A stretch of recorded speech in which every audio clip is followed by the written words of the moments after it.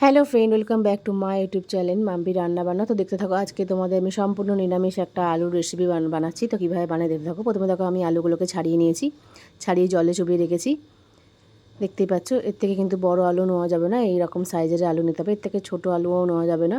তো দেখো আমি আলুর ভেতরের যে অংশটা হয় সেটা আমি চামচের সাহায্যে বার করে নিয়েছি। বার করে নিয়ে এবার এদিকে সর্ষের তেল দিয়ে দিয়েছি, দিয়ে কিছুটা হলুদ আর কিছুটা নুন এই আলুটার মধ্যে আমি মিশিয়ে নিয়েছি।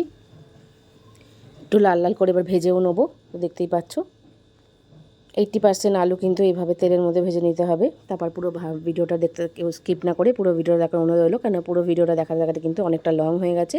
তো অবশ্যই কেউ স্কিপ না করে পুরো ভিডিওটা দেখো, কারণ স্টেপ বাই স্টেপ দেখতে গেলে কিন্তু ভিডিওটা অনেকটা লং হয়ে যায়। তো আমি ভিডিও তো কাট করি না, তাই পুরোটাই কিন্তু দেখানোর চেষ্টা করি স্টেপ বাই স্টেপ। তোমরাও দেখতে থাকো, তাহলে আশা করছি তোমাদের খুব ভালো লাগবে, তোমরাও নিজেরা বানাতে পারবে তাহলে এরকম স্টেপ বাই স্টেপ। তো দেখো ওই আলুটাকে আমি একটু 80% লাল লাল করে ভেজে তুলে নিয়েছি। ওই তেলের মধ্যেই আমি যে আলুর ভেতরে যে অংশটা থাকে সেটা আমি তেলের মধ্যে দিয়েছি, দিয়ে হালকা করে একটু ভেজে নেবো। এদিকে দেখো কয়েকটা চীনা বাদাম আমি ভিজিয়ে রেখেছিলাম, সেটা দিয়ে দিলাম। তোমরা চাইলে দোকানের ভাজা বাদামও দিতে পারো। এদিকে দেখো কিছুটা পনির হাতের সাহায্যে ম্যাশ করে নিয়েছি, নিয়ে কিছুটা মাখন ওর ওপর দিয়ে দিয়েছি।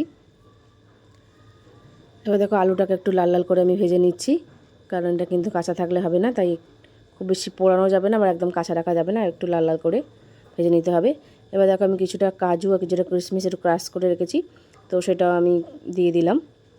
এবার দেখো সব কিছু দেওয়া হয়ে গেছে, এবার আমি ঠান্ডা করতে দিয়েছি।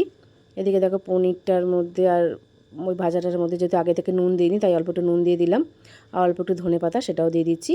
দিয়ে দেখো এবার আমি সব কিছুকে একসঙ্গে ভালো করে মিশিয়ে নিয়েছি। তো আমার স্টাফিং আলুর জন্য পুর কিন্তু একেবারেই রেডি। তো দেখো এবার আলুটার এরকম গোল গোল করে যে আলুগুলো রয়েছে এর মধ্যে পুরটা আমি ভরে দিলাম, কারণ আমার একা হাতে ভিডিও করতে হয় বলে আমি কিন্তু সবটা দেখাতে পারি না। তো আমি কিন্তু স্টাফিংয়ের পুরটা ভরে দিয়েছি। এবার দেখো ওই তেলের মধ্যেই আমি একটা তেজপাতা একটা শুকনো লঙ্কা ফোড়ন দিয়ে দিলাম। এদিকে দেখো 2টো টমেটো, 1 ইঞ্চি আদা, কয়েকটা কাঁচা লঙ্কা সেটা মিক্সিং জারে বেটে রেখেছিলাম সেটাও দিয়ে দিলাম। তো দেখো সামান্য পরিমাণে নুন সেটাও দিয়ে দিচ্ছি। 1 চামচের মতো জিরে গুঁড়ো, 1 চামচের মতো ধনে গুঁড়ো সেটা দিয়ে দিলাম। সামান্য পরিমাণে হলুদের গুঁড়ো সেটাও একটু দিয়ে দিচ্ছি। দিয়ে দেখো আবার ভালো করে মিশিয়ে নিচ্ছি। একটু ভালো কিন্তু কষিয়ে নিয়ে কিন্তু করতে হবে, নাহলে কিন্তু আদা আর টমেটোর একটা কাঁচা গন্ধ থাকে সেটা কিন্তু ছাড়বে। তাই এই রান্নাটা সেই গন্ধটা ছাড়লে কিন্তু একদমই ভালো লাগবে না। তো দেখো অল্প একটু পরিমাণে জাস্ট রঙের জন্য অল্প একটু পরিমাণে কাশ্মীরি গোল লঙ্কা সেটাও দিয়ে দিলাম, দিয়ে আবারও ভালো করে মিশিয়ে নিচ্ছি। দেখতেই পাচ্ছ এবার আমি তেল ছাড়ার জন্য অপেক্ষা করছি। তো দেখো সামান্য পরিমাণে একটু চিনি সেটাও দিয়ে দিলাম স্বাদটা ব্যালেন্স করার জন্য। তো দেখো এবার মোটামুটি দেখো আমার তেল ছেড়ে দিয়েছে। এবার আমি একটা মশলা করে রেখেছিলাম, সেই মশলা দিয়ে দিলাম। এর মধ্যে কাজু কিশমিশ পোস্ত চালমগজ সব একসাথে বাটা ছিল সেটা দিয়ে দিলাম, দিয়ে ভালো করে মিশিয়ে নিচ্ছি। দেখতেই পাচ্ছ তোমরা কীভাবে মিশিয়ে নিচ্ছি।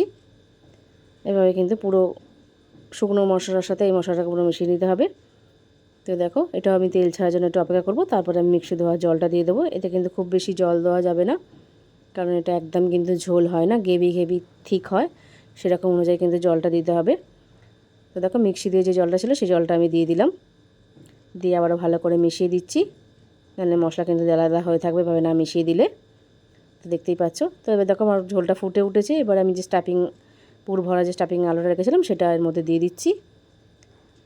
এটা এই পর্যায়ে দিতে হবে, কারণ আলু কিন্তু 80% ভাজা হয়েছে, 20% কিন্তু কাঁচা আছে। তো এই গ্রেভিতেই কিন্তু 20%টা সেদ্ধ হবে, তো সেই বুঝে দিতে হবে। আর এরপরে আলু দেওয়ার পর কিন্তু আর কিছু নাড়াচাড়া যাবে না, কারণ তাহলে কিন্তু ভেতর থেকে পুর বাইরে বেরিয়ে আসবে। তো দেখো সামান্য পরিমাণে একটু কাশ্মীরি গরম মশলা আর অল্প একটু পরিমাণে মাখন সেটাও দিয়ে দিলাম। তোমরা চাইলে ঘিও দিতে পারো।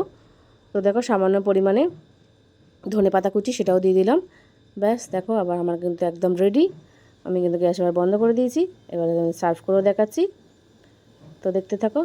আমার রেসিপি কেমন লাগলো ভালোটা লাইক কমেন্ট শেয়ার সাবস্ক্রাইব করবে, নতুন বন্ধু হলে পাশে থাকবে। এরকম নতুন নতুন ভিডিও দেখতে হলে চ্যানেলটাকে অবশ্যই সাবস্ক্রাইব করে দেবে।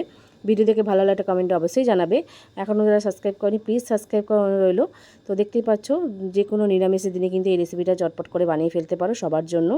তো এর সাথে তোমরা রুটি পরোটা নান পোলাও, ফ্রায়েড রাইস যাই দিয়েই খাও না কেন সেটাই দুর্দান্ত খেতে লাগবে। তো অবশ্যই নিজেরা খাও, সকলকে খাও, একটা কমেন্টে জানাতে থাকো।